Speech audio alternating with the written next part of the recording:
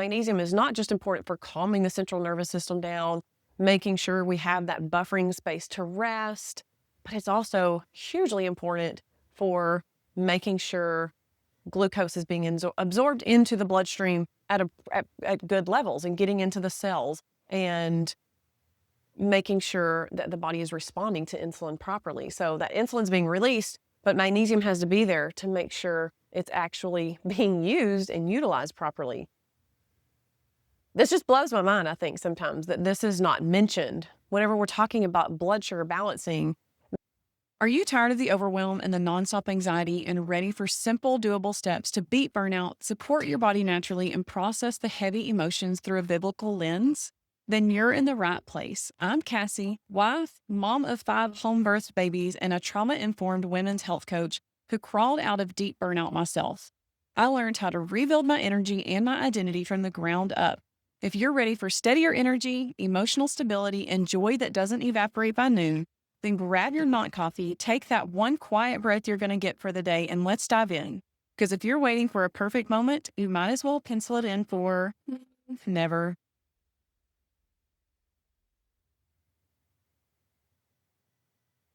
Hello, friends. Welcome back to another episode of Christian Wellness for Weary Women. I'm your host, Cassie Hutton.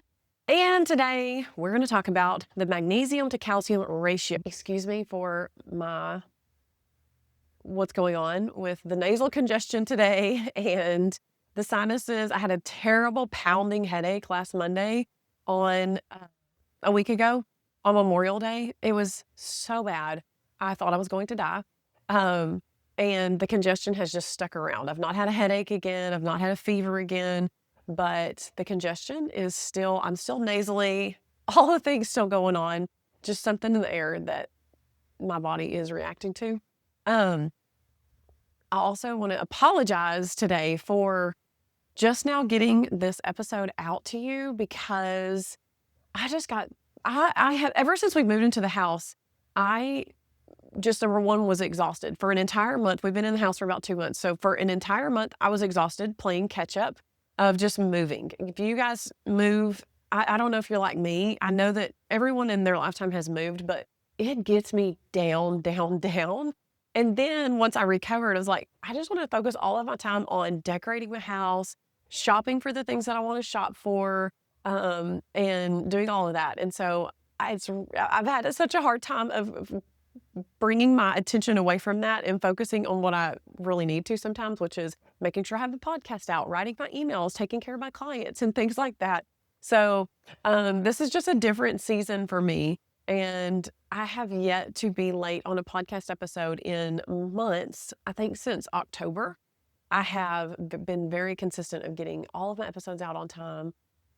And this on the 100th episode, which is such a milestone, I'm late on this episode. So I apologize. It's still coming out on a Tuesday. It's just not coming out at the time that I usually publish it. So I apologize for that, but it's coming out.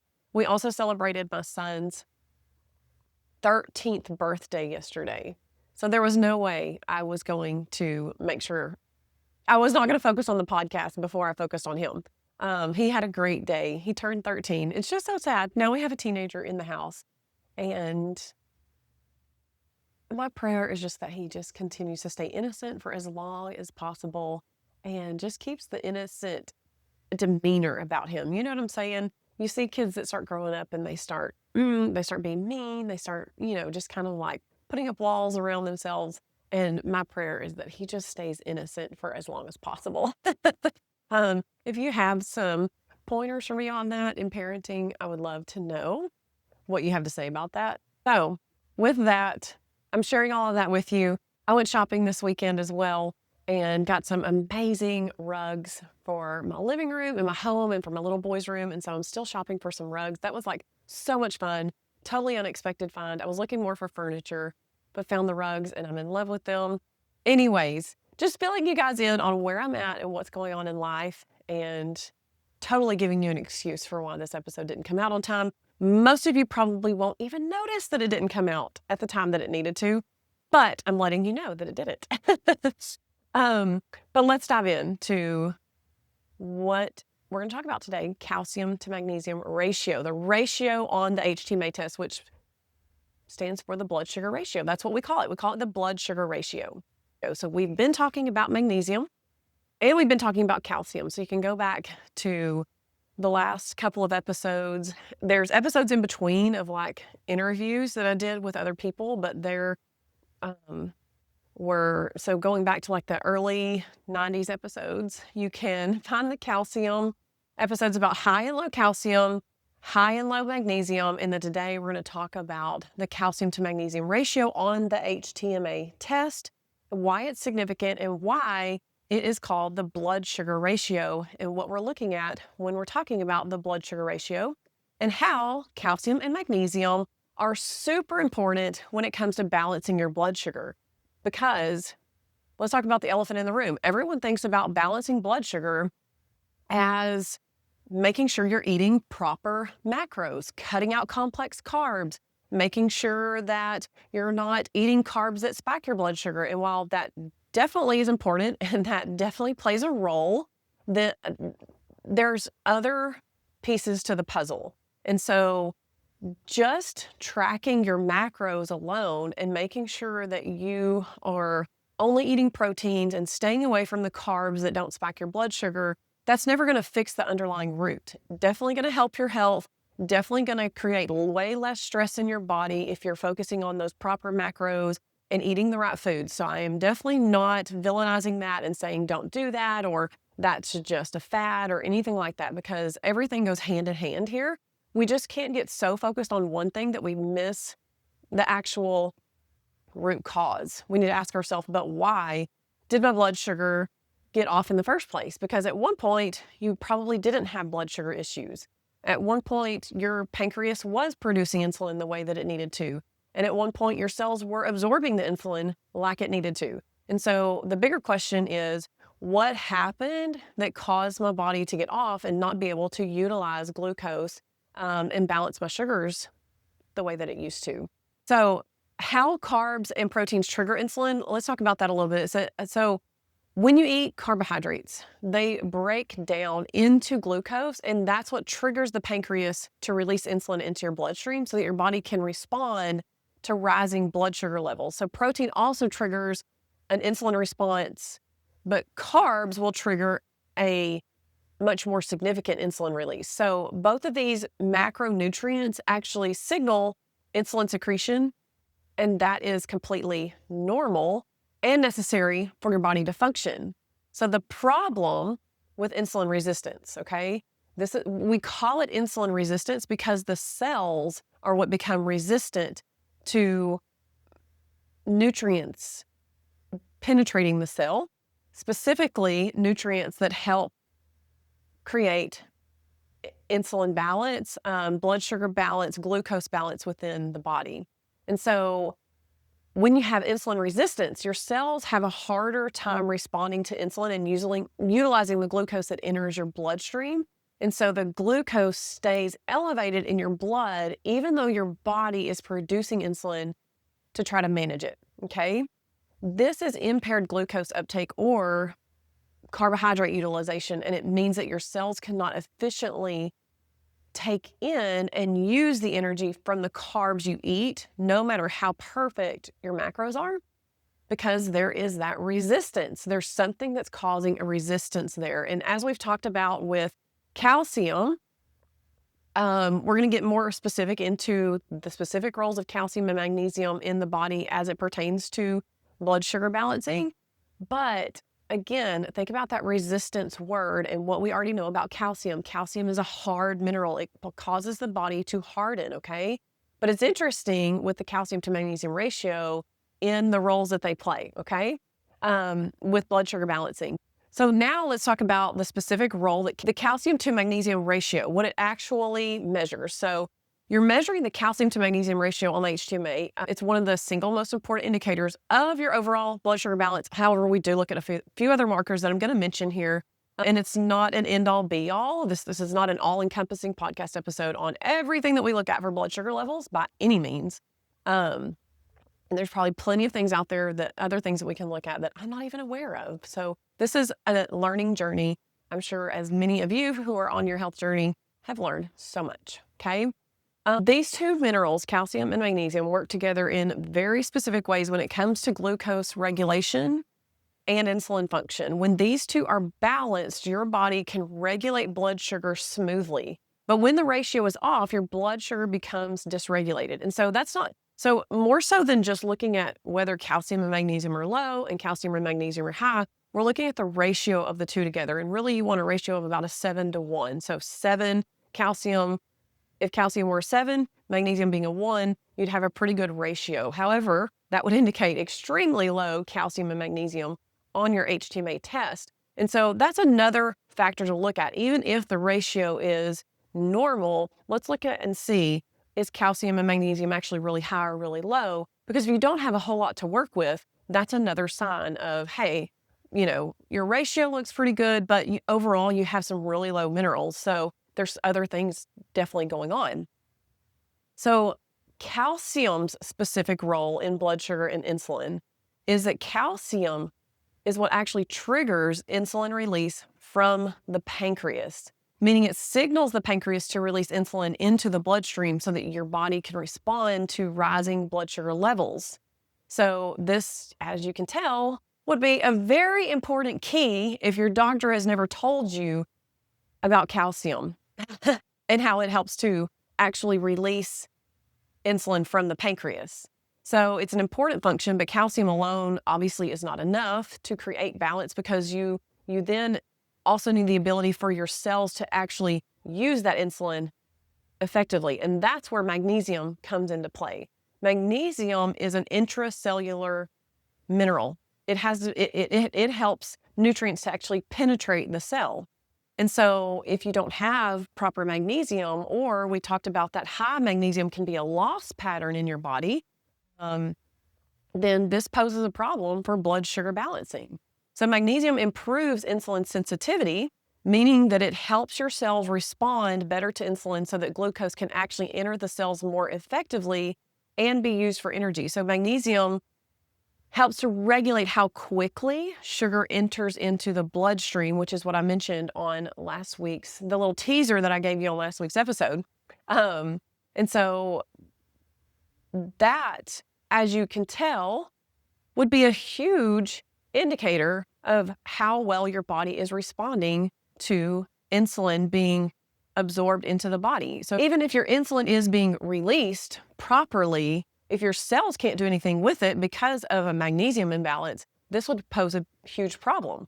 So this is why, again, magnesium is so important. Magnesium is not just important for calming the central nervous system down, making sure we have that buffering space to rest, but it's also hugely important for making sure glucose is being absorbed into the bloodstream at good levels and getting into the cells and making sure that the body is responding to insulin properly. So that insulin's being released, but magnesium has to be there to make sure it's actually being used and utilized properly. This just blows my mind, I think, sometimes that this is not mentioned whenever we're talking about blood sugar balancing, that we're not actually talking about calcium and magnesium and the important roles that they play in it. We're only talking about sugar. We're only talking about carbs. We're only talking about bread. We're only talking about just the macros. We're never talking about the micronutrients that play such a huge part in our blood sugar. And so this is why the mineral picture is so critical, and it is the missing link for so many people. So if you've been trying to balance your macros and it's not actually getting you out of that insulin resistant stage, and you're constantly still having to go back to managing your macros, then this could be the missing link for you. You can eat all the protein and cut out all the carbs you want, but if your calcium to magnesium ratio is out of balance, your body still cannot regulate blood sugar effectively because the mineral foundation, it just is not there. So both the macronutrients and the mineral balance have to be in place for true blood sugar stability, okay? The two go hand in hand. This is what I teach in my course. This is what I teach to my clients on every single call that we get on, because blood sugar balancing is super important, especially if you're focusing on weight loss, if you're focused on energy. blood sugar is going to play a huge part in it, because every time that your blood sugar spikes or falls, it is creating another stressor on your body on top of an already stressed system just from the outside world.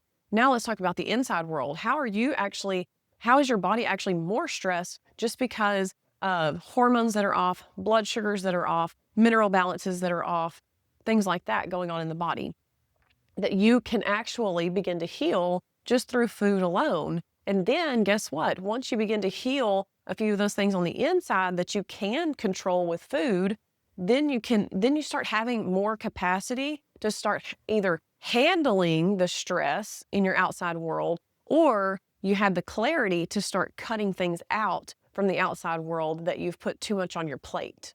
And so all of these things work hand in hand to begin to heal your body, to cut down on the overwhelm, and to allow yourself the capacity once again to start over and start rebuilding that capacity that you once had. You once used to be able to handle all the things, and now all of a sudden you can't. Well, this is because your body is just too stressed out and it's saying no more. And blood sugar is a huge stressor on the body. So let's talk about a few of the other minerals that support blood sugar balance. So there are a few other minerals that we look at on the HTMA test, chromium being a big one, zinc, potassium, and copper. So let's talk just a little bit about what each one of them does. So chromium increases insulin binding to cells and enhances insulin signaling. Zinc is important for insulin storage and release from the pancreas. Potassium and copper also contribute to that overall mineral balance needed for stable blood sugar. So while we're not going deep into that mechanism of each of these minerals, they are very important markers that we track on your HTMA test so that we can see the better picture of what's going on with your blood sugar status, along with just stress in general. So think about it. What we already know about our mineral levels is that when stress rises, our body burns through a whole lot more magnesium specifically. Magnesium, okay? Sodium can rise, potassium can rise, but anything can rise really whenever you're going through a stressful time. But magnesium is a huge one that your body is going to burn through, because the adrenals, your adrenals must have magnesium in order to function. And so that whenever cortisol levels rise from the adrenals, then so does magnesium. And so whenever that stressor comes, you're going to see that magnesium rise. And so therefore it's going to really mess with your blood sugar levels. Does that make sense?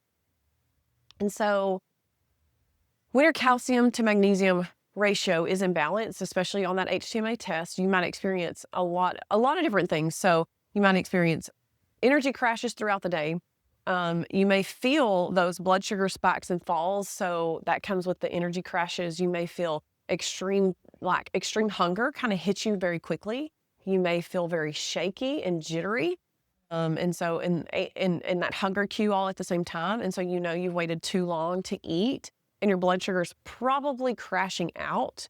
You may feel that wired but tired feeling. You may have sugar cravings that won't stop. That's another important one.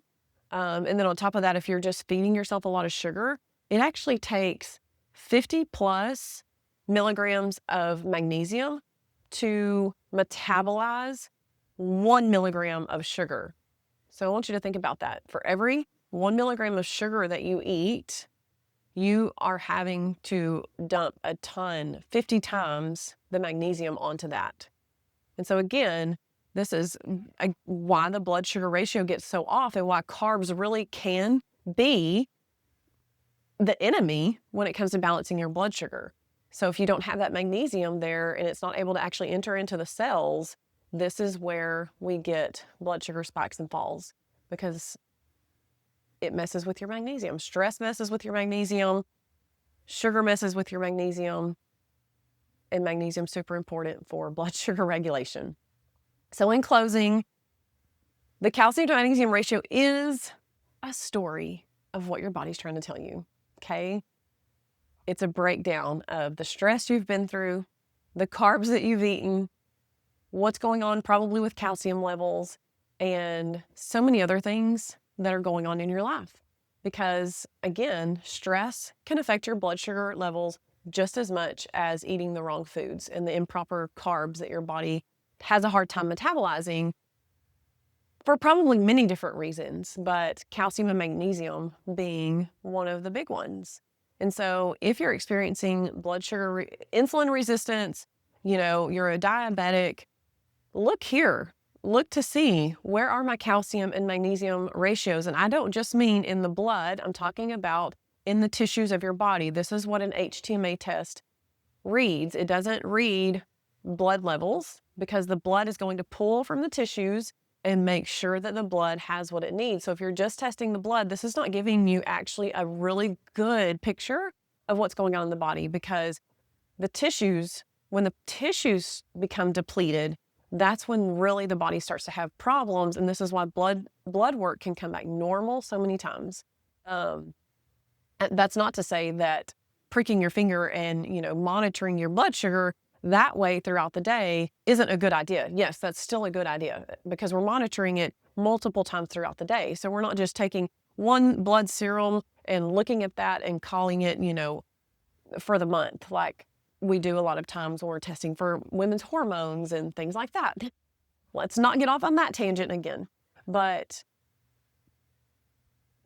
if you've had a hard time really getting your blood sugar under control, this is another window that you can look into to start checking on some things. And I don't ever recommend someone just start, especially with calcium. I don't ever recommend my clients ever take calcium, ever, ever, ever. I don't ever recommend that my clients take vitamin D, ever, ever. And so with that said, it's extremely important to get yourself actually tested to see where your levels are at, so you're not just blindly guessing at what's going on. Because the reason I don't ever, because there's cofactors that we need to look at when we're trying to see why calcium levels are high or low on the HTMA test, because the calcium is usually always there, but it's not getting into the bones and the teeth because there's other minerals we need to look at that help to utilize and take that calcium from the soft tissues into the bones and the teeth. And so this is just one simple example of why I don't ever recommend calcium or vitamin D to my clients, because calcium is always there. Calcium's always there. The question is, why is it not getting into the bones and the teeth? Okay. That's the question that we have to ask. And those are the cofactors that we have to start digging into. So that's why I'm telling you this, is to say, test your mineral levels before you just start taking supplements. Even if your doctor recommends that it's a good multivitamin with all the minerals in it, just don't do it. Do not do it. Okay. All right. With that, I will see y'all next Tuesday, and I'll have it out on time. Okay. I don't know what it's going to be about yet. I've got to come up with some ideas. I do have some in my back pocket. I wrote them down this weekend, but I don't remember what they are. So I'll look them up and I'll get it out to you. Until then, be blessed. I love you guys, and I'll see you on next week's episode. Bye. Hey ladies, I hope today's episode hit you where you needed it. If it did, take 30 seconds and share it with a friend who's burnt out, praying for relief, and tired of feeling like God's strength is for everyone but her. And if you haven't yet, leave a quick review on Apple Podcasts. It helps more women get the support they've been begging God for. Now I'm off to make my adrenal cocktail and do the slow, steady work that pulled me out of survival mode. I'll meet you back here next Tuesday for another episode. Bye!